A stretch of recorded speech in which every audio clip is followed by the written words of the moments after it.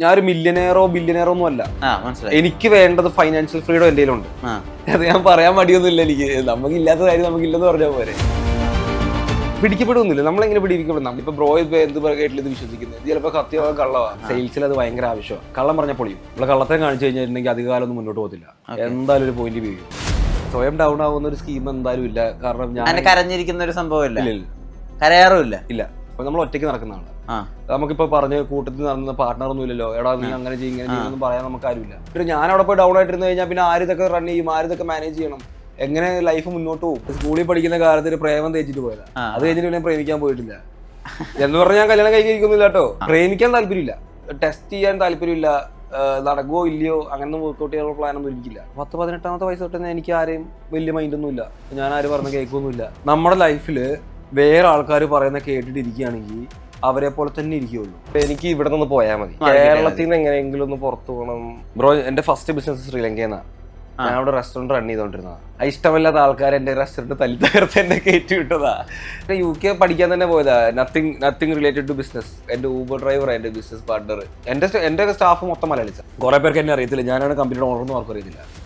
ഞങ്ങളത് കാണിക്കാനും പോകാറില്ല. ലോയലല്ലാത്ത ആളുകൾ ജീവിതത്തോടെ കടന്നു പോയിട്ടുണ്ട്. പിന്നെ കേട്ടോ. സ്മാർട്ട് ഫോൺ പർച്ചേസിന് ഓക്സിജൻ നൽകുന്ന ഉറപ്പ്. ഏറ്റവും കുറഞ്ഞ വില, വമ്പിച്ച collections, best finance, cash back and exchange ഓഫറുകൾ. സ്മാർട്ട് ഫോണിന് only oxygen. Oxygen, the smart phone expert. Video games ഒക്കെ കളിച്ച് ഇപ്പൊ തന്നെ റിട്ടയർഡ് ആയി UK സെറ്റിൽ ആയ ഒരു മനുഷ്യൻ അൻവിൻ ജോസ് ആണ് ചേരുന്നത്. നമസ്കാരം. നമസ്കാരം ബ്രോ. ഈ 18 വയസ്സിൽ പുതിയൊരു രാജ്യം തന്നെയാണല്ലോ പോണത്. അപ്പൊ അവിടെ പോയിട്ട് നമ്മൾ ആദ്യം വീട് കണ്ടുപിടിക്കണം, അവിടുത്തെ ഭക്ഷണമായിട്ട് അഡാപ്റ്റ് ചെയ്യണം, അവിടെ കൂട്ടുകാരുണ്ടാക്കണം. അത് എളുപ്പമായിരുന്നോ? അല്ല, ഭാഷ ഭയങ്കര വ്യത്യാസമായിരുന്നു. അത് സിംഗല എന്ന് പറയുന്നത് ഒരു വെറൈറ്റി ഭാഷയാ. എനിക്ക് ഇതുവരെ മൊത്തത്തിൽ അങ്ങോട്ട് മനസ്സിലായിട്ടില്ല. അത് എന്തേലൊക്കെ മനസ്സിലാവും പറയുന്നത്, സംസാരിക്കാൻ അറിയാം, അതൊക്കെ ഓക്കെയാണ്. പക്ഷെ ഇച്ചിരി ബുദ്ധിമുട്ടാ ഇതൊക്കെ ഒന്ന് സെറ്റ് ചെയ്ത്. അവർക്ക് ഇന്ത്യക്കാരെ വലിയ ഇഷ്ടമല്ല. രണ്ട് ടൈപ്പ് ആൾക്കാരുണ്ടോ.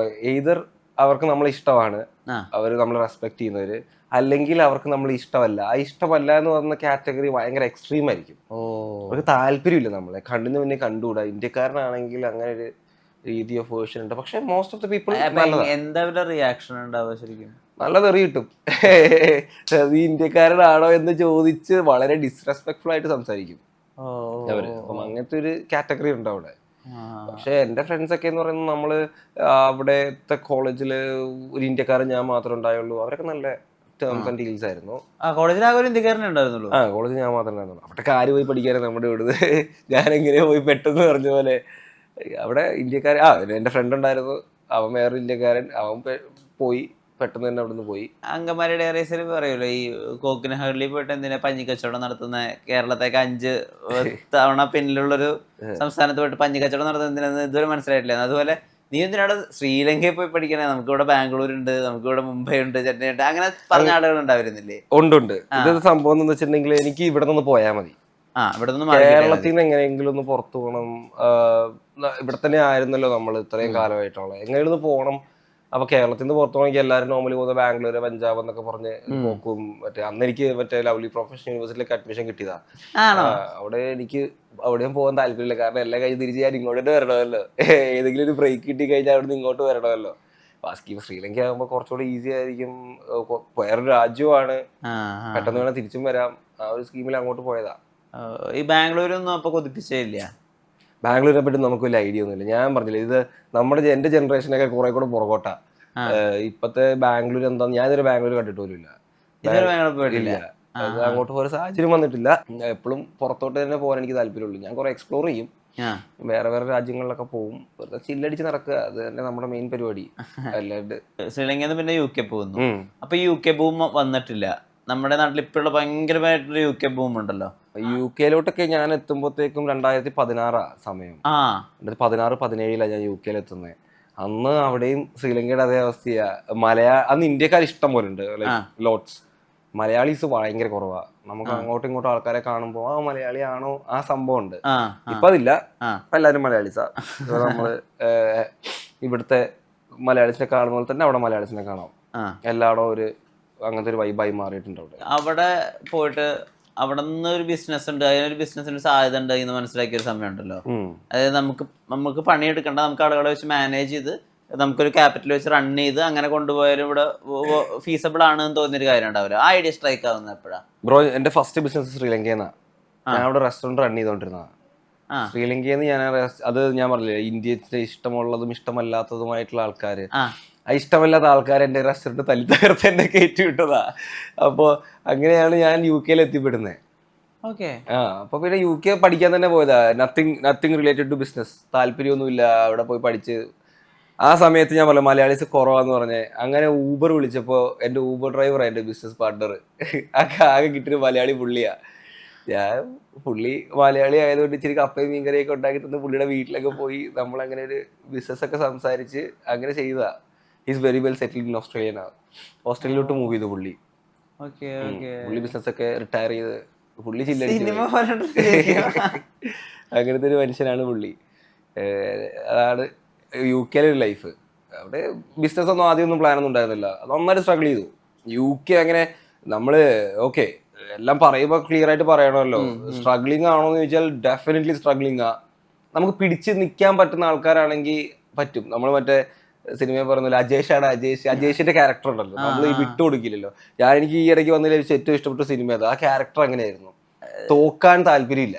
അങ്ങനത്തെ ഒരു മെന്റാലിറ്റി നമ്മൾ സെറ്റ് ചെയ്ത് കഴിഞ്ഞാല് നമുക്ക് എവിടെ എന്തെങ്കിലും വേണമെന്ന് കാണിക്കും. അൻവിന്റെ ഉള്ളിൽ അങ്ങനെ ഒരു അജേഷൻ ഉണ്ടായിരുന്നോ യുകെയിലും ശ്രീലങ്കയിലൊക്കെ സമയത്ത്? എന്റെ ഉള്ളിൽ എപ്പോഴും അങ്ങനെയാ. എനിക്ക് താല്പര്യമില്ല. തോറ്റു കഴിഞ്ഞാൽ എന്താ, നമുക്ക് പിന്നെയും ഡെവലപ്പ് ചെയ്യണം. തോക്കൊന്നുമില്ല. അതായത് നമ്മളെപ്പോഴും തോക്കുന്നെന്ന് പറഞ്ഞിട്ടുണ്ടെങ്കിൽ നമ്മൾ ഗിവ് അപ്പ് ചെയ്യുമ്പോഴാണ് തോക്കുന്നത്. നമ്മളൊരു പരിപാടി ചെയ്തുകൊണ്ടിരിക്കുമ്പോൾ ഓക്കെ അത് മടുപ്പിച്ചു നമുക്ക് നിർത്താമെന്ന് പറയുന്നത് വരെ തോക്കത്തില്ല. എത്ര നഷ്ടത്തിൽ പോലും കുഴപ്പമില്ല, നമ്മൾ തോറ്റിട്ടില്ല. നമ്മൾ ഗിവ് അപ്പ് ചെയ്യുന്ന ഒരു മൊമെന്റ് ആണ് നമ്മൾ തോക്കുന്നത്. നമ്മൾ ഗിവ് അപ്പ് ചെയ്യുന്നില്ല. ഒരു കാര്യം സ്പെസിഫിക്കലി ചോദിച്ചോട്ടെ, ശ്രീലങ്കയിൽ 18 വയസ്സിന് മുമ്പാണ് പോകുന്നതല്ലേ പറയുന്നത്. പിന്നെ അവിടെ പോയിട്ട് ഒരു ബിസിനസ് സെറ്റ് ചെയ്തു, ഇപ്പൊ റെസ്റ്റോറന്റ് സെറ്റ് ചെയ്തു, ഇത് തല്ലി തകർക്കപ്പെടണു എന്നൊക്കെ പറയുന്നുണ്ടല്ലോ. തല്ലി തകർക്കെന്ന് പറഞ്ഞു കഴിഞ്ഞാൽ അവിടുത്തെ ആൾക്കാരെല്ലാം കൂടെ കൂടി നമ്മൾ ഇന്ത്യക്കാരനായതിന്റെ പേരിൽ തല്ലി തകർക്കെന്ന് പറഞ്ഞാൽ ഞാൻ റെസ്റ്റോറന്റ് അടിച്ച് പൊളിച്ച് നശിപ്പിച്ചു നല്ല ഉദ്ദേശിച്ച് നമ്മുടെ കച്ചവടം അങ്ങ് നശിപ്പിച്ചു കളഞ്ഞു. ആ ഒരു രീതി അല്ല ഞാൻ പറയുന്നത്. അപ്പൊ ഇതൊക്കെ നേരിടാൻ ഒരു 10-20 വയസ്സിൽ എങ്ങനെയാ, എന്തായിരുന്നു ധൈര്യം, ആരായിരുന്നു മോട്ടിവേഷൻ, എങ്ങനെയാ? ഈ റെസ്റ്റോറന്റിന്റെ കഥ എന്ന് പറഞ്ഞു കഴിഞ്ഞാല് ശ്രീലങ്കയിൽ നമുക്ക് ക്യാഷ് ആയിരിക്കില്ല എപ്പോഴും ഹോൾഡ് ചെയ്യുന്നത്. എന്റെ പേഴ്സ് ഒന്ന് കളഞ്ഞു പോയപ്പം ഇവിടെ നമ്മൾ ക്യാഷ് അയച്ചാൽ ഈവൻ ദോ നമ്മൾ തൊട്ടടുത്ത രാജ്യമാണെങ്കിൽ ഇവിടെ നിന്നൊക്കെ അയക്കുമ്പോഴത്തേക്ക് ഇച്ചിരി സമയം എടുക്കും അവിടത്തെ. അങ്ങോട്ടേക്ക് എത്തിപ്പെട്ട് നമ്മൾ USD ഡോളറിലാ ക്യാഷ് അവിടെ എത്തുന്നത്. അപ്പൊ നമ്മൾ വിഡ്രോ ചെയ്യുന്നതനുസരിച്ച് കമ്മീഷൻ ഇങ്ങനെ പൊക്കോണ്ടിരിക്കും. അപ്പൊ പെട്ടെന്ന് നമ്മൾ ഒരു വലിയ എമൗണ്ട് വലിച്ചിട്ടായിരിക്കും കൈ പിടിക്കുന്നത്.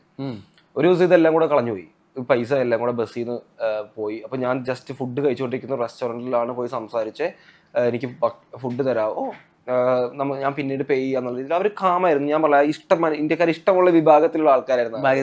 അതെ, അവിടെ തന്നെ ഞാൻ ഫുഡ് കഴിച്ചുകൊണ്ടിരിക്കും, ഡെയിലി അവിടെ നിന്ന് കഴിക്കുന്നത്. അപ്പൊ അവരോട് വിൻസി കഫേ. അപ്പം അവിടെ പോയി അവരോട് സംസാരിച്ചു. അവർ ഓക്കെ ആണ്, ഫുഡ് തരാം, നോ മാറ്റർ. പിന്നെ അവർ ക്ലോസ് ഡൗൺ ചെയ്യുമായിരുന്നു പെട്ടെന്ന് തന്നെ. അപ്പോൾ ഒരു 5-6 ദിവസം കഴിഞ്ഞപ്പോൾ എന്നോട് പറഞ്ഞു നമ്മൾ ക്ലോസ് ഡൗൺ ചെയ്യുക. ഞാൻ എന്തോ ചെയ്യുമെന്ന് ചോദിച്ചു, പൈസ എത്തിയോന്ന് ചോദിച്ചു. ഞാൻ പറഞ്ഞു ഇല്ല പൈസ എത്തിയില്ല. അങ്ങനത്തെ ഒരു സ്കീമായപ്പോൾ ഞാൻ ചോദിച്ചു എന്തിനാ ക്ലോസ് ഡൗൺ ചെയ്യുന്നതെന്ന് വെച്ചപ്പോൾ നഷ്ടത്തിലായതുകൊണ്ട്. അന്നാണ് നമ്മുടെ ഓയോ സെറ്റപ്പ് കുറച്ചൊക്കെ ഒന്ന് വൃത്തിയാക്കി സെറ്റ് ചെയ്തെടുത്താൽ നന്നായിട്ട് നമുക്ക് സെല്ല് ചെയ്യാവുന്നൊരു രീതി ഉണ്ടല്ലോ. ഈ നഷ്ടപ്പെട്ട പൈസ ഇവിടുന്ന് അപ്പൻ അയച്ചു തരുമ്പോൾ നമ്മൾ ആ പൈസ എടുത്ത് അവിടെ ഇട്ട് ആ റെസ്റ്റോറൻറ്റ് അങ്ങ് സ്റ്റാർട്ട് ചെയ്തു.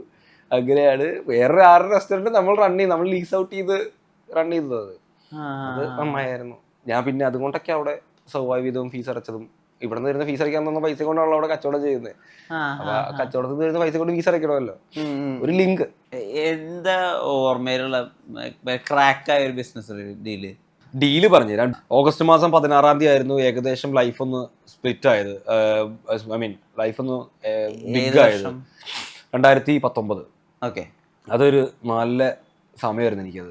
കറക്റ്റ് ചെയ്യാൻ ഓർത്തിരിക്കാൻ കാരണം ഒന്ന് എൻ്റെ ഫ്രണ്ടിന്റെ ബർത്ത്ഡേ, ഒന്ന് എനിക്ക് ഡീൽ ചെയ്യാൻ ക്ലോസ് ചെയ്ത ദിവസം. കാരണം ഞങ്ങളൊരു സാധാ കമ്പനിയിൽ നിന്ന് വലിയൊരു ഡീല് പിടിച്ചിട്ട് അതൊരു മാസീവ് കമ്പനി ആവുന്ന ദിവസം അത്. അതായത് നെക്സ്റ്റ് ഡേ തൊട്ട് ആ കമ്പനി ലൈക്ക് ഹ്യൂജാ. അത് നമ്മൾ ഡീല് ക്ലോസ് ചെയ്ത് ബ്രോ ഈ ഡീല് ക്ലോസ് ചെയ്യുന്ന പറഞ്ഞു കഴിഞ്ഞാൽ നമ്മളുണ്ടല്ലോ, എനിക്ക് നല്ല വണ്ടികളൊന്നുമില്ല. നല്ല വണ്ടികളില്ലാത്തപ്പോൾ സ്യൂട്ടൊക്കെ ഇട്ടിട്ട് ഈ സ്യൂട്ട് എന്നൊക്കെ പറഞ്ഞ ഏതെങ്കിലും ഒരു ചാത്തൻ കടയിൽ പോയിട്ട് വാങ്ങിച്ചിട്ടിട്ട് അഡ്ജസ്റ്റ് ചെയ്ത്, എനിക്ക് തടിയൊന്നും ഇല്ലല്ലോ, നമ്മുടെ ഉള്ളിലൊരു ഡ്രസ്സൊക്കെ ഇട്ട് കറക്റ്റ് ഫിറ്റ് ചെയ്ത് ഒക്കെ വെൽ ഡ്രസ്ഡ് ആയിട്ടൊക്കെ പോകുമ്പോൾ നമ്മളൊരു ഡീലിന് പോകുമ്പോൾ ഒരു സോപ്പ് പെട്ടി കാർ കൊണ്ട് നമ്മൾ പോവാ. ഓക്കെ, ആ ഡീലിൽ അവിടെ ചെല്ലുമ്പോൾ നമ്മൾ വലിയ കമ്പനിയുടെ ആളാന്നൊക്കെ പറഞ്ഞിട്ടല്ലേ പോവാ. അവിടെ ചെന്ന് കഴിഞ്ഞാൽ നമ്മള് വണ്ടി ഏതെങ്കിലും മൂലയ്ക്ക് കൊണ്ട് പാർക്ക് ചെയ്തിട്ട് ഏതെങ്കിലും നല്ല വണ്ടിയുടെ ഇടയിൽ കൂടെ ഇറങ്ങി വരും. ഞാൻ ഇങ്ങനെ വരുന്ന ഒരാളാണെന്ന് കാണിക്കണമല്ലോ എന്നുള്ള രീതിയിൽ അങ്ങനെ കയറി വന്ന് പോയി സംസാരിച്ച്. ഇപ്പോഴും എനിക്ക് ഓർമ്മയുണ്ട്, എൻ്റെ ഫസ്റ്റ് ഡീൽ എന്ന് പറയുന്നത് ഒരു മൾട്ടി മില്യൺ കമ്പനിയുടെ ഓണറാന്നൊക്കെ പറഞ്ഞിട്ടാണ് ഞാൻ പോയിട്ട് കോൺട്രാക്ട് പിടിക്കുന്നത്. പിടിക്കപ്പെടുന്നില്ല, നമ്മള് കാമായിട്ടൊക്കെ കാര്യം പറഞ്ഞാൽ മതി. ഫുൾ കോൺഫിഡൻസ് അല്ല അതിനകത്ത്. പിടിക്കപ്പെടുന്നില്ല, നമ്മളെങ്ങനെ പിടിക്കപ്പെടും? നമ്മള് പോയിട്ട് ഞാൻ ബ്രോയോട് സംസാരിക്കുന്ന കാര്യം, ഇപ്പൊ ബ്രോ ഇപ്പൊ എന്ത് കേട്ടില്ല ഇത് വിശ്വസിക്കുന്നത്, ഇത് ചിലപ്പോ സത്യമാകാൻ കള്ളവാണ്. ഞാൻ ഈ ബ്രോയോട് പറയുന്ന ഈ കോൺഫിഡൻസ് ഉണ്ടല്ലോ, ഇതേ കോൺഫിഡൻസോട് തന്നെയാണ് ഞാൻ അവിടെയും പോയി സംസാരിക്കുന്നത്. കാമായിരുന്നു, നല്ല ഡീലായിരുന്നു. അതൊരു ചെറിയൊരു കോൺട്രാക്ട് എന്ന് പറഞ്ഞാൽ ബേസിക് കോൺട്രാക്ട് കിട്ടി, നമുക്ക് ജീവിക്കാൻ പറ്റുന്ന ഒരു കോൺട്രാക്ട് ആയത്. നമുക്ക് ഡേ ടു ഡേ ലിവിങ് ഒക്കെ മീറ്റ് ചെയ്യാം, പിന്നെ കോൺഫിഡൻസ് കൂടുമല്ലോ. അങ്ങനെ ഞങ്ങൾ ഡെവലപ്പ് ചെയ്ത് ലൈഫ് വാസ് ഗുഡ്. അത് ഇപ്പോഴും ആ കമ്പനീസ് ഉണ്ട് എനിക്ക്, അത് ഇപ്പോഴും റണ്ണിങ്ങിലാണ്. കുറേയൊക്കെ അവിടെ ഇവിടെയൊക്കെ ആയിട്ട് തപ്പിയാൽ കിട്ടുന്നില്ല, അങ്ങനെ മൊത്തത്തിൽ എൻ്റെ തപ്പിയാൽ കിട്ടത്തില്ല. നമ്മുടെ അങ്ങനത്തെ ഒരു സെറ്റപ്പ് ഡിജിറ്റൽ പ്ലാറ്റ്ഫോമിൽ അധികം ഇല്ല. നമ്മൾ അതിൻ്റെ ഇടയിൽ കൂടെ ഒക്കെ കളിച്ചോണ്ടിരിക്കുന്നതാണ്.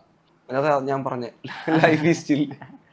ഏറ്റവും ലോ പോയിന്റ് ഏതായിരുന്നു? പട്ടിണി. ഉണ്ടോ?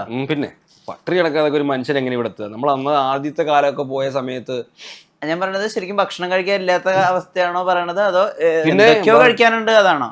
ഞാൻ ഈ പറയാൻ പോകുന്ന സാഹചര്യത്തിൽ കൂടെ ആയിരിക്കും അവിടെ വന്നിട്ടുള്ള റിച്ച് ബാക്ക്ഗ്രൗണ്ടിലല്ലാത്ത ഒരുവിധപ്പെട്ട എല്ലാ പിള്ളേരും പോയിക്കൊണ്ടിരുന്നത്. ഒരുവിധപ്പെട്ട എല്ലാവരും പട്ടിണി കിടന്നുണ്ടാവും.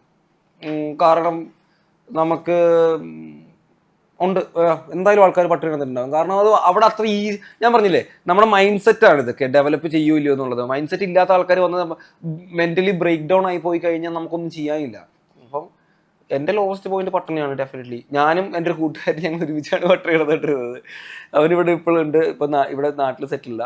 ഞങ്ങൾ അത്യാവശ്യം അനുഭവിച്ചിട്ട് തന്നെയാണ് ഇങ്ങനെ എത്തിയത്. ഇനി എങ്ങനെയാ ഒരു പട്ടിണിയുള്ള ദിവസം ഉണ്ടായിരുന്നത്? ബ്രോ, നമ്മള് പഠിക്കാൻ പോവല്ലേ, പഠിക്കാൻ പോകുന്ന സമയത്ത് നമുക്ക് ഇൻകം ഒക്കെ ക്രിയേറ്റ് ചെയ്യണമെങ്കിൽ ഒരു ജോലിയും കാര്യങ്ങളൊക്കെ കണ്ടുപിടിക്കണമല്ലോ. പാർട്ട് ടൈം ഒക്കെ. പാർട്ട് ടൈം വന്നാൽ നമുക്ക് പാർട്ട് ടൈം ആയാലും ഫുൾ ടൈം ആയാലും ഇനിയിപ്പോ എന്ത് ബിസിനസ് ആയാലും എന്ത് ജോലിയായാലും നമ്മൾ ചെയ്യുമല്ലോ. അപ്പൊ ഈ ജോലി കണ്ടുപിടിക്കേണ്ട ഒരു ടൈം ഉണ്ടല്ലോ. ആ ഒരു സമയത്തെ കുറച്ചു കാലം നമുക്ക് ആദ്യം വലിയ ബുദ്ധിബോധമൊന്നും ഉണ്ടാകത്തില്ല. നമുക്ക് ഇവിടെ കിട്ടുന്ന പൈസ എല്ലാം കൂടെ നമ്മൾ കൊണ്ടുപോയിട്ട് അവിടെ നമ്മൾ ഓക്കെ ഇത് UK ആണെന്ന് പറഞ്ഞിട്ട് പൊട്ടിക്കും. പൊട്ടിയപ്പോൾ കുറച്ച് പൈസ കയ്യിലുണ്ടാകത്തില്ല. പിന്നെ പതുക്കെ നമ്മൾ ഫുഡിന്റെ നിലവാരമൊക്കെ കുറഞ്ഞു വരും. നമുക്കൊരു ജോലി ഇല്ലെങ്കിൽ പട്ടിണിയൊക്കെ ഇഷ്ടംപോലെ കിടന്നിട്ടുണ്ട്. അവിടെ ഇവിടെയൊക്കെ ആയിട്ട് കിടക്കും. വിശപ്പ് വെള്ളം കുടിച്ച് കിടക്കും. ഇപ്പോഴും ഞാൻ വെള്ളം കുടിച്ചോണ്ടിരിക്കുന്നുണ്ട്. ഇതല്ലേ അതൊക്കെ തന്നെ, വെള്ളം കുടിച്ച് കിടക്കും. പിറ്റേ ദിവസം ആകുമ്പോഴത്തേക്കും ആരെങ്കിലും ഫ്രണ്ട്സൊക്കെ വരുമ്പോഴത്തേക്ക് ആർക്കെങ്കിലും എന്തെങ്കിലും ശമ്പളം കിട്ടുമ്പോൾ ഒരു പിസയൊക്കെ വാങ്ങിച്ച് ഞങ്ങളെല്ലാം കൂടെ ഷെയർ ചെയ്ത്, ഞാൻ എൻ്റെ കാര്യം മാത്രമല്ല പറഞ്ഞത്, ആ വീട്ടിലെ എല്ലാവർക്കും അതേപോലത്തെ ഒരു അവസ്ഥയായിരുന്നു ആ ഒരു സമയത്ത്. അന്ന് ഇപ്പോഴും ഓർമ്മയുണ്ട്, 300 കോണ്ടൊക്കെ ഉണ്ടാക്കുന്ന ഒരു ഫ്രണ്ട് ഉണ്ടായിരുന്നു എനിക്ക് മാസം. ബിഗ് ഫിഗർ ആയിരുന്നു. അത്രയും പൈസ ഉണ്ടാക്കുക എന്ന് പറയുന്നത്. ആ ഒരു പൈസയും കൊണ്ട് ഞാനോട് ചോദിക്കും, റിച്ച് ആണല്ലോ എന്നുള്ള സ്കീം. അത് ആ ഒരു ടൈം അങ്ങനെയായിരുന്നു. ഇപ്പോഴുള്ള ആൾക്കാർ ഇനിയും കുറച്ചും കൂടെ ബുദ്ധിമുട്ടും. കാരണം ഇപ്പോൾ സാച്ചുറേറ്റഡ് ആയി ജോലിയും കാര്യങ്ങളൊക്കെ.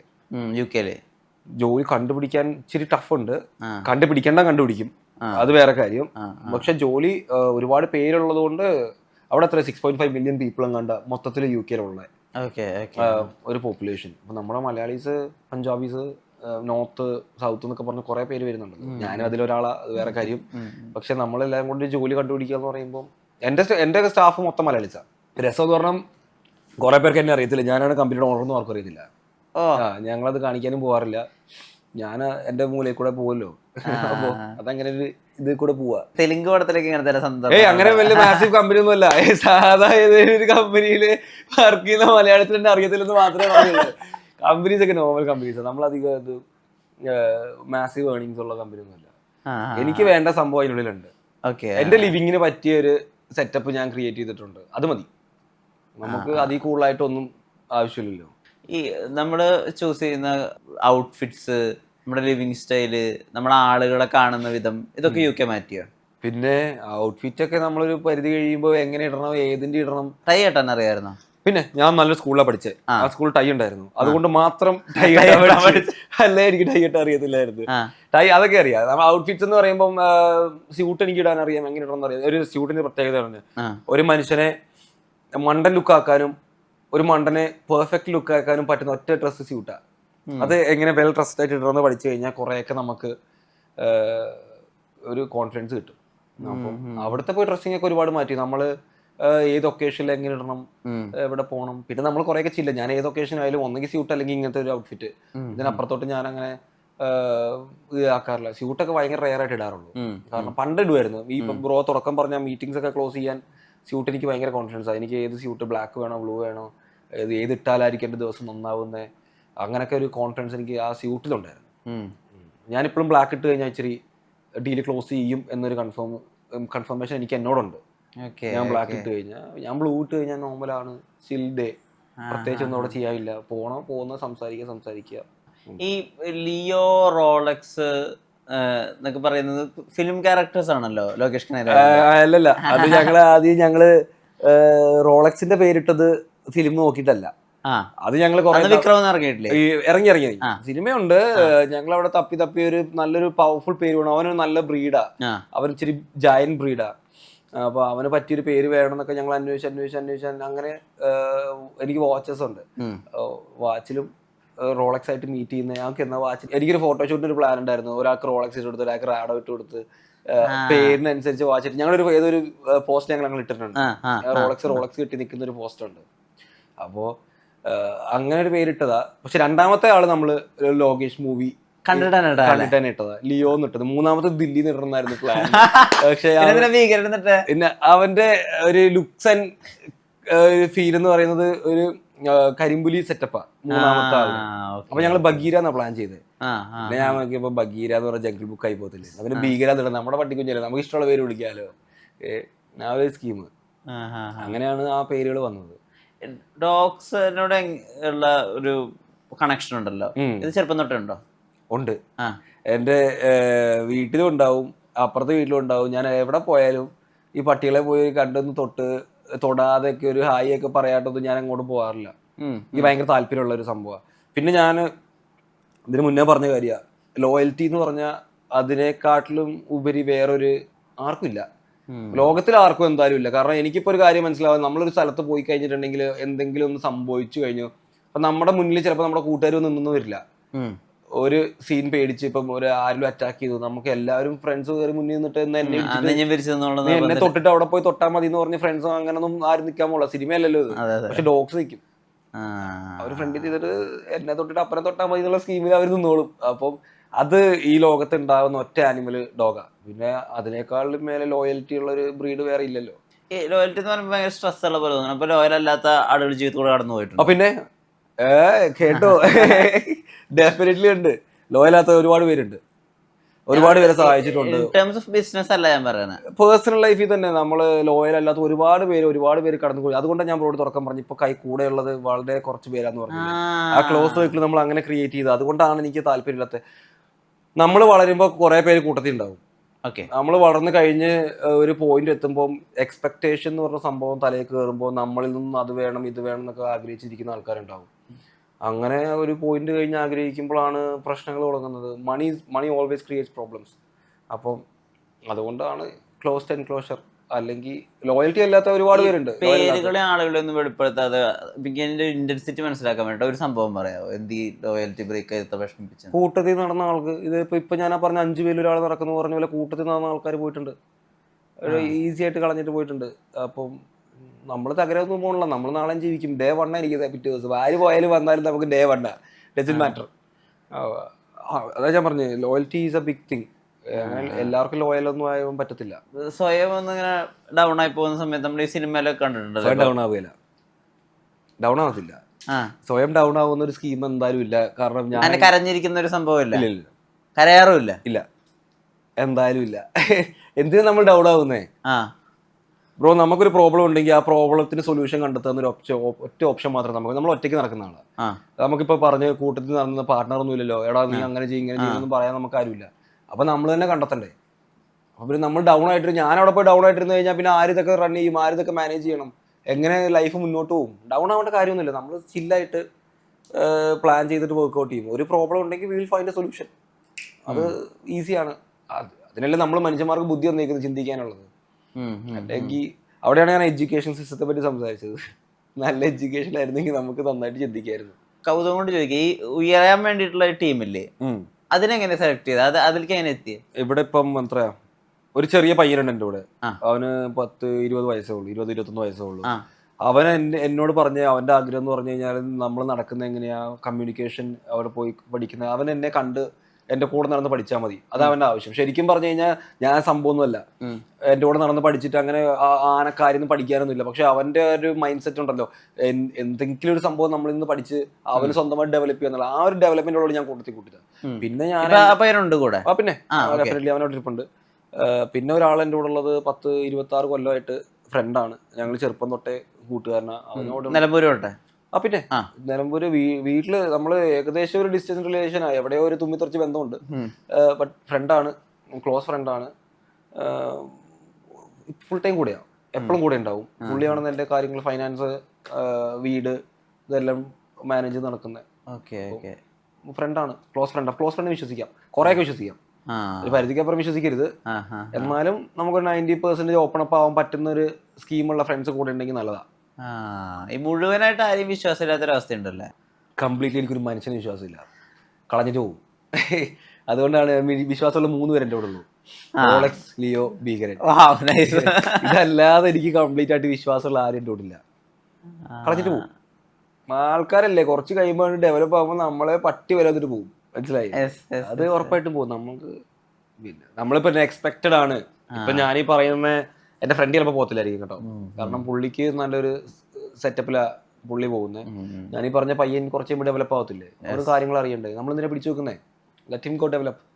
ആ ഒരു സ്കീമില് എല്ലാരും പ്രൊമോ നമ്മളാരും നിൽക്കത്തില്ല. ഡിറ്റാച്ച്മെന്റ് ഇല്ലേ, അവര് പോവും ഇവര് വരും, ആ സാധനം ഇല്ലേ, കുറച്ചുകൂടെ മെച്ചൂർഡ് ആറ്റിറ്റ്യൂഡ് ആയിട്ടാ തോന്നുന്നത്. ഈ അറ്റാച്ച്മെന്റും ഡിറ്റാച്ച്മെന്റും ഉണ്ടല്ലോ, ഇത് എങ്ങനെ ഡെവലപ്പായി വന്നത്? ആൾക്കാർ കളഞ്ഞിട്ട് പോയി തുടങ്ങിയപ്പോ. ഒരാള് പോയി കഴിഞ്ഞാ, പണ്ട് സ്കൂളിൽ പഠിക്കുന്ന കാലത്ത് ഒരു പ്രേമം തേച്ചിട്ട് പോയതാ, അവിടെ തുടങ്ങിയത് നമുക്ക് പോകുമ്പോ എങ്ങനെ പോകുന്നു മനസ്സിലാവാനുള്ളത്. അത് കഴിഞ്ഞിട്ട് പിന്നെ പ്രേമിക്കാൻ പോയിട്ടില്ല ഇതുവരെ ഇല്ല.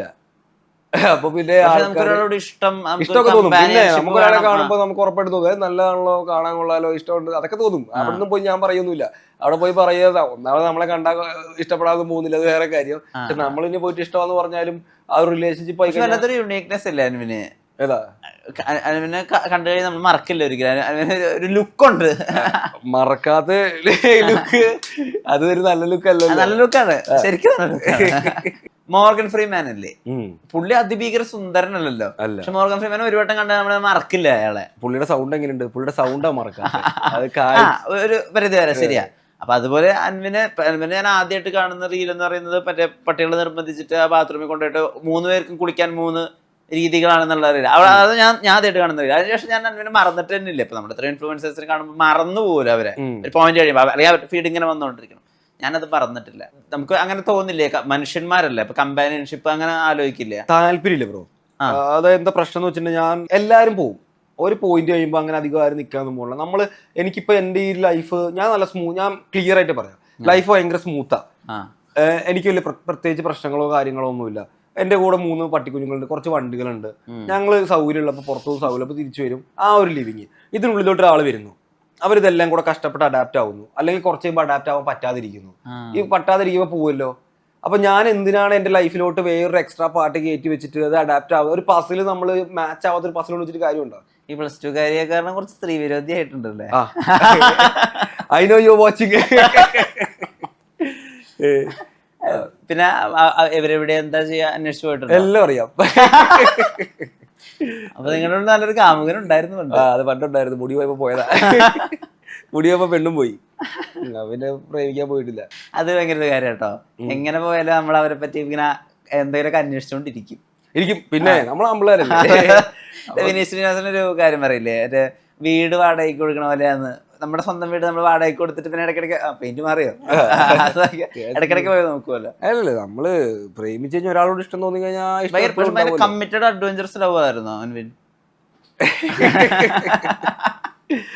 അതൊക്കെ പറഞ്ഞ മോശമായി പോകത്തില്ലേ? അല്ല, ഭയങ്കര ആത്മാർത്ഥതയുള്ള. പിന്നെ എനിക്ക് നല്ല ആത്മാർത്ഥമായിരുന്നു, അതുകൊണ്ടല്ലേ അവിടെ പോയപ്പോ വിഷമമായത്.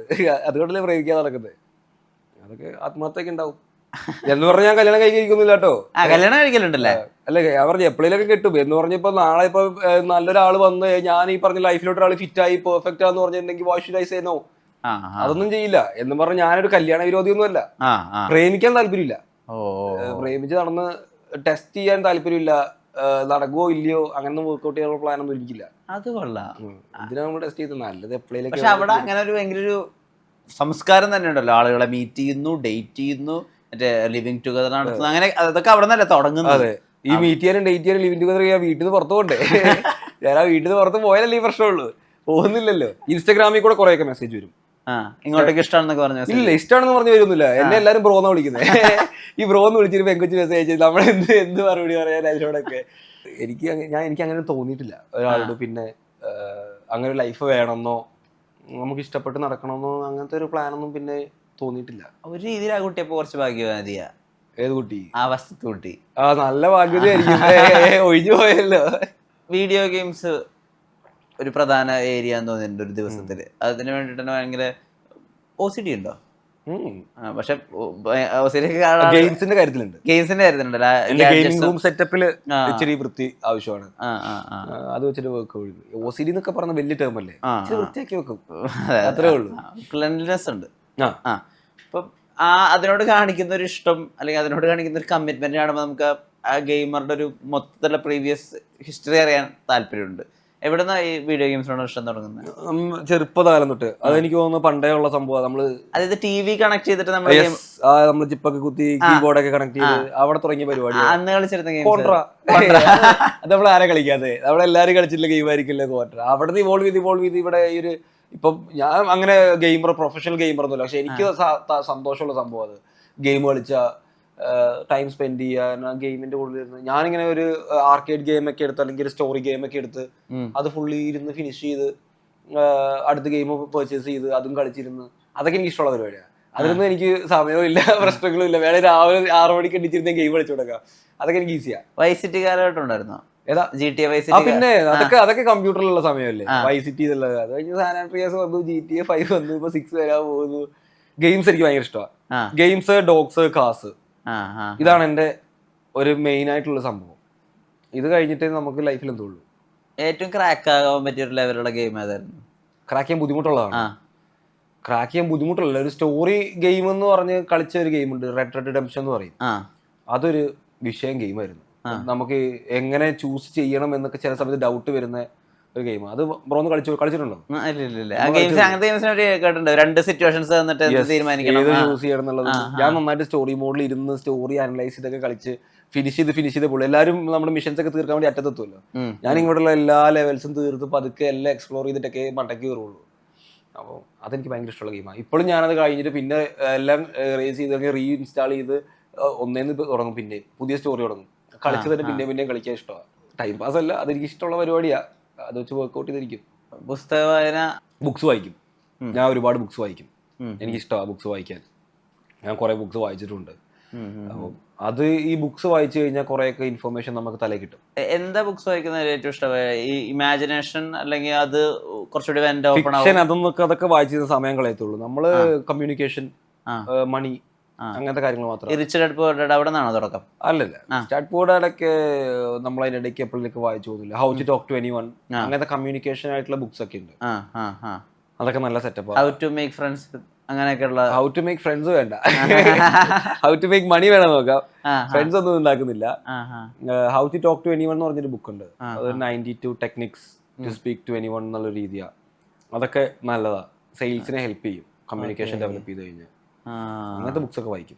കാർസ് ഇപ്പൊ തൊട്ടാ ഏത് പോയിന്റ് തൊട്ടാ ജീവിതത്തിൽ ഒരു ഫാന്റസി ആയിട്ട് അല്ലെങ്കിൽ ഒരു ഫാസിനേഷൻ ആയിട്ട് തോന്നി തുടങ്ങിയത്? ചെറുപ്പത്തിൽ ഫസ്റ്റ് വണ്ടി നമ്മള് NFS ഒക്കെ കളിച്ചു കൊടുക്കുന്ന കാലം ഉണ്ടല്ലോ. പിന്നെ ഞങ്ങള് ഇവിടെ ഞാൻ പറഞ്ഞില്ലേ ഇൻസ്റ്റാഗ്രാമിലൊക്കെ നമ്മൾ കാണിക്കാത്ത വണ്ടികളുണ്ട്. ഞങ്ങളുടെയൊക്കെ ചില പ്രൊജക്ട് എന്നൊക്കെ പറയുന്നത് ആ NFSന്റെ ലുക്സ് ആക്കി എടുക്കുക എന്നുള്ള ഇതൊക്കെ ഉണ്ട്. വണ്ടികൾ നമ്മൾ തന്നെ ബിൽഡ് ചെയ്യും. വണ്ടിപ്പണി അറിയാം. പിന്നെ എന്റെ കൂടെ നടക്കുന്ന കുറച്ച് പേരുണ്ട്, അവർക്കും വണ്ടിപ്പണി അറിയാം. വണ്ടികളോട് താല്പര്യമുള്ള ആൾക്കാരെ കൂടെയുള്ളത്. ഇപ്പൊ ഞങ്ങളുടെ നല്ല പ്രൊജക്ട് വരുന്നുണ്ട്. സൂൺ ഇനഫ് പറ്റുമെങ്കിൽ നമുക്ക് കേരളത്തിൽ വണ്ടി കൊണ്ടുവരാം. ഈ ആളുകളായിട്ട് പരിചയപ്പെടുമ്പോൾ, ആളുകളെ ജീവിതത്തിൽ ഉൾപ്പെടുത്തുമ്പോഴും ഒരു പോയിന്റ് മാത്രമേ അവരോട് കാണിക്കുള്ളൂ. എല്ലാ വേർഷൻസും ഒന്നും അൻവയം കാണിക്കില്ല. ഇല്ല, നമുക്കങ്ങനെ കാണിക്കാൻ ഒരാളില്ലല്ലോ.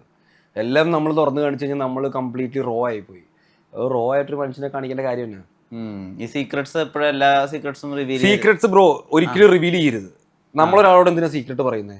അവരവിടെ പോയി റിവീൽ ചെയ്യും. എടാ നീ ആരോടും പറയരുത് ഇങ്ങനൊരു സംഭവം നടന്നിട്ടുണ്ടെന്ന് ഒരാളോട് പറയും. അവിടെ പോയിട്ട് പറയും നിങ്ങൾ ആരോടും പറയരുത് ഇങ്ങനൊരു സംഭവം. എനിക്ക് നന്നായിട്ട് കീപ്പ് ചെയ്യാൻ അറിയാം. ഞാൻ പറയാം എൻ്റെ പാർട്ട്ണറിൻ്റെ ഊബറിൽ കയറിയ ആളാന്നൊക്കെ പറഞ്ഞു. പുള്ളിയുടെ കുറേ പ്രശ്നങ്ങളൊക്കെ നമ്മുടെ നിബു, പുള്ളിയുടെ പേരാ നിബു സിറിയക്, പുള്ളിയുടെ കുറേ പ്രശ്നങ്ങളൊക്കെ എനിക്കറിയാം. ഒരു മനുഷ്യനോട് പറയത്തില്ല, എൻ്റെ മനസ്സിൽ കിടക്കും എന്ത് പ്രശ്നം പുള്ളി എന്നോട് പറഞ്ഞാലും. എനിക്ക് ആരോടും പറയാം, എനിക്ക് അങ്ങനത്തെ ഒരു മൈൻഡൊന്നുമില്ല. പുള്ളി ഇങ്ങനെ ഒരു പറഞ്ഞിട്ടുണ്ട്, പുള്ളി ഞങ്ങൾ നിബിച്ചേട്ടെന്ന് വിളിക്കുന്നത്. നല്ല ഏജ്ഡ് ആയിട്ടുള്ള മനുഷ്യനാണ്, അത്യാവശ്യം ഏജ്ഡ് ആയെന്ന് പറഞ്ഞാൽ എന്നെക്കാളും ഏജ്ഡാ ഡെഫിനറ്റ്ലി. അപ്പോൾ 3-4 പിള്ളേരൊക്കെ ഉണ്ട്. പുള്ളിയുടെ പ്രശ്നങ്ങൾ എന്നോട് പറയുമ്പോൾ ഞാനെന്തിനാണ് അപ്പുറത്ത് പോയി പറയുന്നത്, ഇങ്ങനെ ഒരു സ്കീമാണ്, പാവം മനുഷ്യൻ. അതൊന്നും വേണ്ട, എനിക്ക് കീപ്പ് ചെയ്യാൻ അറിയാം. എൻ്റെ വായിന്ന് അപ്പുറത്തോട്ട് പോകത്തില്ല, ഞാൻ എൻ്റെ സീക്രട്ട് അങ്ങോട്ട് പറയത്തുമില്ല. എന്തിനാ നമ്മൾ സീക്രട്ട്, നമ്മൾ കുറേയൊക്കെ ഹൈഡ് ചെയ്ത് അങ്ങനെ ജീവിച്ചാൽ മതി. അതൊക്കെ സിമ്പിൾ ലിവിങ്, നമ്മളതൊക്കെ ഡെവലപ്പ് ചെയ്താൽ മതി. എപ്പൊ തൊട്ട് ഈ ബാക്കിയുള്ളവരുടെ അഭിപ്രായങ്ങൾ നോക്കണ്ട, നമുക്ക് നമ്മുടെ ഒരു വിഷയം തുടക്കം തൊട്ട് ഒരു റൗണ്ടിൽ ആൾക്കാരൊക്കെ പോയി തുടങ്ങി നമുക്ക് മനസ്സിലായി. ഞാൻ പിന്നെ പ്രായം പറയാം ഏകദേശം ഒരു സമയമൊക്കെ 10-18 വയസ്സ് തൊട്ട് എനിക്ക് ആരെയും വലിയ മൈൻഡൊന്നുമില്ല. ഞാൻ ആരും പറഞ്ഞ കേൾക്കൊന്നുമില്ല. എനിക്ക് ഞാൻ ഒരു ഇമ്പോർട്ടൻ്റ് ഒരു കാര്യം ഞാൻ ചുമ്മാ പറയാം. നമ്മുടെ ലൈഫിൽ വേറെ ആൾക്കാർ പറയുന്ന കേട്ടിട്ടിരിക്കുകയാണെങ്കിൽ അവരെ പോലെ തന്നെ ഇരിക്കുകയുള്ളൂ. ഇരിക്കുന്നത് നമ്മളോടിപ്പോൾ ബ്രോയോട് ഞാൻ പറയും, ബ്രോ ഇവിടെ ഇരുന്ന് ഇന്റർവ്യൂ ചെയ്ത് ശരിയാവുകയില്ല എന്ന് ഞാൻ പറഞ്ഞു കഴിഞ്ഞാൽ ഞാൻ എവിടെ ഇരിക്കുന്നു ബ്രോ ഇരിക്കും ചിന്തിക്കണം ആദ്യം. ഞാൻ ചിലപ്പോൾ കുപ്പത്തൊട്ടി കിടക്കുകയായിരിക്കും. എടാ അത് വേണ്ടെന്ന് പറഞ്ഞു കഴിഞ്ഞാൽ നമ്മുടെ ആളുടെ ഓപ്പർച്യൂണിറ്റി കളയുന്നത്. ബ്രോ എന്തെങ്കിലും ഞാൻ പറഞ്ഞ കേൾക്കണം, അതിൻ്റെ ആവശ്യമില്ലല്ലോ. ബ്രോയ്ക്ക് തോന്നുന്ന കാര്യം ബ്രോ ചെയ്യുക, അതാണ് ബ്രോയുടെ മൈൻഡ് സെറ്റ്. ആ രീതിയിൽ വർക്ക്ഔട്ട് ചെയ്താൽ മതി. പിന്നെ എന്തിനാ നമ്മൾ ബാക്കി ആൾക്കാർ എന്നോട് പറയണ ഈ വണ്ടി വേണ്ട നമുക്ക് ആ വണ്ടി വാങ്ങിച്ചാലും പറഞ്ഞു കഴിഞ്ഞാൽ ഞാനല്ലേ കാശ് മുടക്കുന്നത്, എൻ്റെ താല്പര്യമല്ലേ. I will take suggestions. Call എൻ്റെയാ, ഡിസിഷൻ എൻ്റെയാ. വേണോ വേണ്ടയോ സജഷൻ പറഞ്ഞു, ബ്രോ എത്ര വേണം പറഞ്ഞു, കേൾക്കണോ വേണ്ടെന്ന് ഞാനല്ലേ തീരുമാനിക്കുന്നത്. ആർക്കെന്തും പറയാം. എൻ്റെ ലൈഫിൽ അതുകൊണ്ട് അധികാരം പറയാറില്ല. ഈവൻ അപ്പനും അമ്മയും എൻ്റെ അടുത്ത് നല്ല റെസ്പെക്ട് ചെയ്യാറുണ്ട്. ലൈക്ക് അവരെന്നോട് എടാ നീ അങ്ങനെ ചെയ്യും ഇങ്ങനെ ചെയ്യുന്നു പറയില്ല. അവർക്കറിയാം ഞാൻ അങ്ങനെ ചെയ്തോളും, ഞാൻ ഡെവലപ്പ് ആക്കിക്കോളും എന്ന് അവർക്കറിയാം. ചേട്ടനുണ്ട്, ഈവൻ ചേട്ടനും ഇന്റർഫിയർ ചെയ്യില്ല. നല്ലൊരു അതുകൊണ്ട് എനിക്ക് സമാധാനമുണ്ട്. ഞാൻ എന്ത് ചെയ്യണമെന്ന് വേറൊരാൾ പറഞ്ഞു കഴിഞ്ഞാൽ പിന്നെ സമാധാനം പോയില്ലേ. ദേഷ്യം എങ്ങനെയാ? ദേഷ്യപ്പെടാറില്ല. നമ്മൾ എന്തിനാ വെറുതെ ഒരാളോട് ദേഷ്യപ്പെടുന്നത്? അത് ഒരു താല്പര്യമില്ല. ചിലപ്പോ പറഞ്ഞത് മൊത്തത്തിൽ കള്ളമായിരിക്കും. ദേഷ്യപ്പെടും. ഇല്ല, എന്നോട് ഒരു ബഹുമാനത്തോടെ സംസാരിച്ച് ഞാനും അങ്ങനെ സംസാരിക്കുള്ളൂ. എന്ത് വലിയ പ്രശ്നമായാലും എന്ത് വലിയ പ്രശ്നമാണെങ്കിലും നമ്മൾ ഒച്ച വെച്ചിട്ട് കാര്യമില്ല. ഒച്ച വെച്ച് കഴിഞ്ഞാൽ നമ്മൾ വെറുതെ ബ്ലഡ് പ്രഷർ കൂട്ടുക എന്നല്ലാണ്ട് ഒരാളോട് ഷൗട്ട് ചെയ്തിട്ട് എന്താ കാര്യം? ഇപ്പം ഞാനും ബ്രോയും തമ്മിൽ ആർഗ്യുമെന്റ് നടക്കും. നമുക്ക് ഇതേപോലെ സംസാരിച്ച് തീർക്കാവുന്ന സംഭവമുള്ളൂ. ബ്രോ വെറുതെ കുറേ ഷൗട്ട് ചെയ്യും, ഞാൻ വെറുതെ കുറേ ഷൗട്ട് ചെയ്യും. എന്നിട്ട് നമ്മൾ കുറച്ച് കഴിയുമ്പോൾ ആലോചിക്കുക വേണ്ടായിരുന്നു, പുള്ളിയോട് ഞാൻ അങ്ങനെ പറഞ്ഞു പോയല്ല, ഇത് എങ്ങനെ ഫേസ് ചെയ്യും? ഈ സാഹചര്യമൊക്കെ എന്തിനാ ഉണ്ടാക്കുന്നേ? Be calm. നമ്മൾ നോർമലി സംസാരിച്ചാൽ മതി. ഒരു സംഭവം ഞാൻ അങ്ങനെ ഷൗട്ട് ചെയ്തൊന്നും ആരോട് നടക്കാറില്ല. ചിലപ്പോൾ ഇതിലെ പോകുമ്പോൾ ബസ്സുകാരോട് പറയായിരിക്കും എങ്ങോട്ടാ ചേട്ടായി പോകണമെന്നുള്ള സ്കീമിൽ പറയായിരിക്കും. എന്നാലും ഞാൻ അലമ്പാക്കാറില്ല. ഇപ്പൊ ലക്ഷറിയസ് ആയിട്ടുള്ള ലൈഫ് സ്റ്റൈലാണ് അൻവിനെന്ന് ആളുകൾ പൊതുവെ പറയാറുണ്ടല്ലോ. അങ്ങനെ ലൈഫ് സ്റ്റൈൽ അല്ല. ആൾക്കാർക്ക് ഇങ്ങനെ ജീവിച്ചാൽ കൊള്ളാമെന്ന് ആഗ്രഹിക്കുന്ന ലൈഫ് സ്റ്റൈൽ മാത്രമേ ഉള്ളൂ, അല്ല ലക്ഷറിയസ് ആയിട്ടൊന്നുമില്ല. എന്റെ ലിവിങ് എനിക്കിഷ്ടമാണ്. ലിവിങ് ഞാൻ ആഗ്രഹിച്ച ലിവിങ് എന്റെ. എനിക്ക് അതിന് മണ്ടക്കോട്ട് ബിസിനസ് ഒക്കെ ഡെവലപ്പ് ചെയ്യണം, ആൾക്കാർ ഡെവലപ്പ് ചെയ്യും, നമ്മൾ സപ്പോർട്ട് ചെയ്യും, അതൊക്കെ ഓക്കെ. എന്റെ ലിവിങ് എനിക്ക് ഭയങ്കര ഇഷ്ടമാണ്. കാരണം ഞാൻ നോക്കിയപ്പം മണ്ടക്കോട്ട് സംസാരിക്കാൻ ആളില്ല, നമ്മളോട് അഭിപ്രായങ്ങൾ പറഞ്ഞ് ചെയ്യിക്കാൻ ആൾ നിൽക്കുന്നില്ല, നമ്മളെ ഭരിക്കാൻ ആളില്ല. 3 പിള്ളേരുണ്ട്, ഞങ്ങൾ ഇങ്ങനെ നടന്ന് ചില്ലടിച്ച് പോകും. വണ്ടി ഇഷ്ടമുള്ള ഞങ്ങൾ വാങ്ങും. എനിക്ക് സൗകര്യം ഞാൻ വണ്ടി വാങ്ങും, സൗകര്യം ഞാൻ വണ്ടി വിൽക്കും. അതൊന്നും ചോദിക്കാനോ കൺട്രോൾ ചെയ്യാൻ ആരുമില്ല. എനിക്ക് വണ്ടികൾ ഇഷ്ടമാണ്, പട്ടികൾ ഇഷ്ടമല്ല, ഗെയിമിങ് ഇഷ്ടമാണ്. എന്നാൽ നമ്മളൊരു 10 മണിക്കൂർ നിന്ന് കളിച്ചു ഗെയിം കളിച്ചോണ്ടിരിക്കുക, അത് മതി എന്ന് പറയാൻ ആളില്ല. എനിക്ക് ഇഷ്ടമുള്ളത്രേ ഞാൻ ചെയ്യും. അപ്പം ആ രീതിയിൽ മാത്രം കാര്യങ്ങൾ വർക്ക്ഔട്ട് ചെയ്യത്തുള്ളൂ. ഏറ്റവും ഇഷ്ടത്തോടുകൂടി കാണിച്ച വണ്ടി എപ്പോഴെങ്കിലും വിൽക്കേണ്ട സാഹചര്യം വന്നിട്ടുണ്ടോ? ഫസ്റ്റ് വണ്ടി വിൽക്കേണ്ടി വന്നതാണ്. ഞാൻ ഭയങ്കര ആഗ്രഹത്തോടെ, അതും ഒരു ബിസിനസ് ഡീലായിരുന്നു.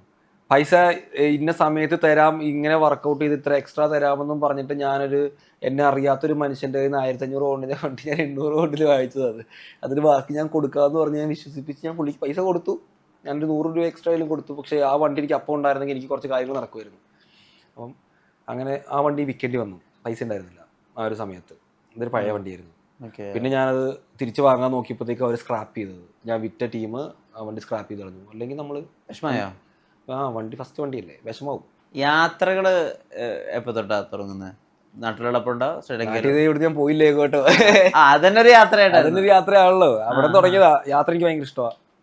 പുതിയ സ്ഥലങ്ങൾ എക്സ്പ്ലോർ ചെയ്യാം, എവിടെ വെള്ളം ചില്ലടിക്കാലോ. യാത്ര ഈസ് സോ ഗുഡ്. നമുക്ക് ട്രാവലിംഗ് ആണോ? ട്രാവലിംഗും ഡെസ്റ്റിനേഷനും അടിപൊളിയാണ്. ട്രാവലിംഗ് നമ്മൾ ട്രാവൽ ചെയ്ത് എത്തിയാലേ ഡെസ്റ്റിനേഷൻ എത്തുള്ളൂ.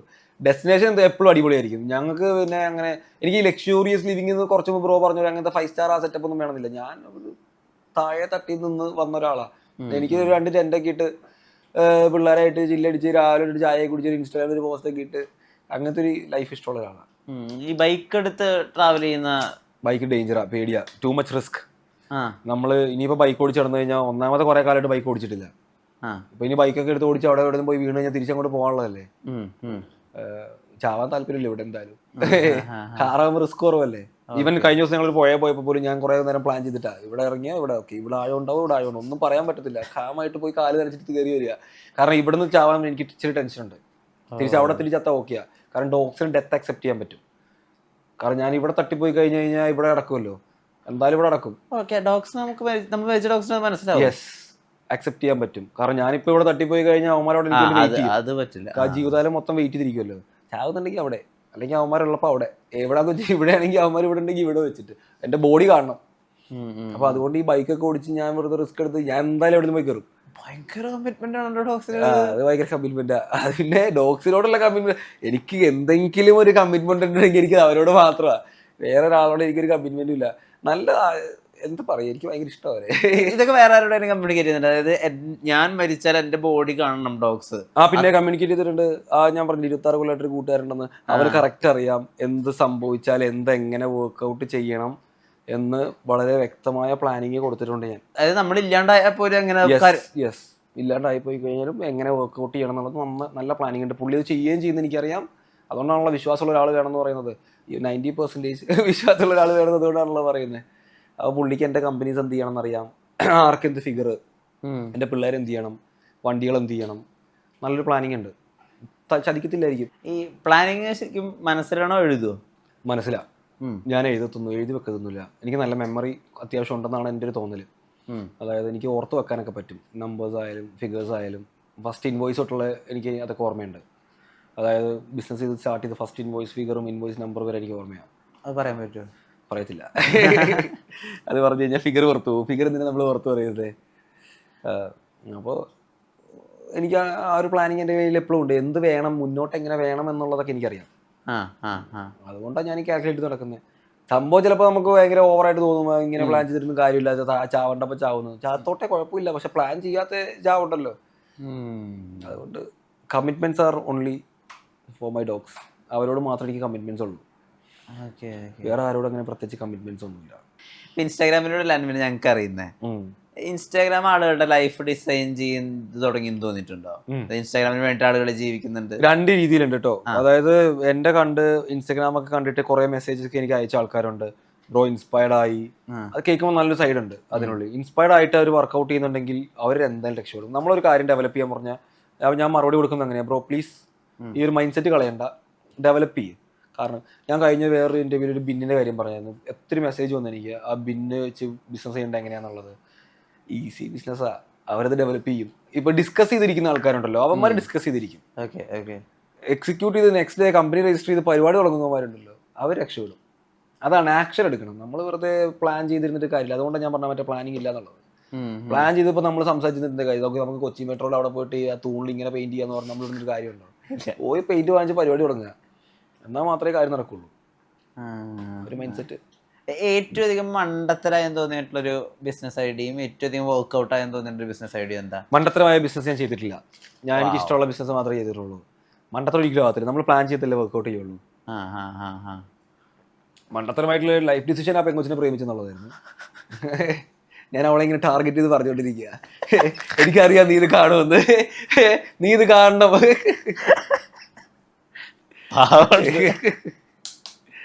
ഇൻട്രസ്റ്റിംഗ് ആണ്. ഒരുപാട് സന്തോഷം. ബ്രോ കുറേ ഇങ്ങനത്തെ ഒരാളെ കണ്ടിട്ട്. Thank you very much. ഇനിയും കേരളത്തിലേക്ക് വരിക. And keep inspiring people through Instagram.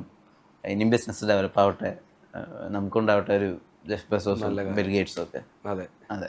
Smart phone പർച്ചേസിന് oxygen നൽകുന്ന ഉറപ്പ്. ഏറ്റവും കുറഞ്ഞ വില, വമ്പിച്ച collections, best finance, cash back and exchange ഓഫറുകൾ. സ്മാർട്ട് ഫോണിന് only oxygen. Oxygen, the smartphone expert.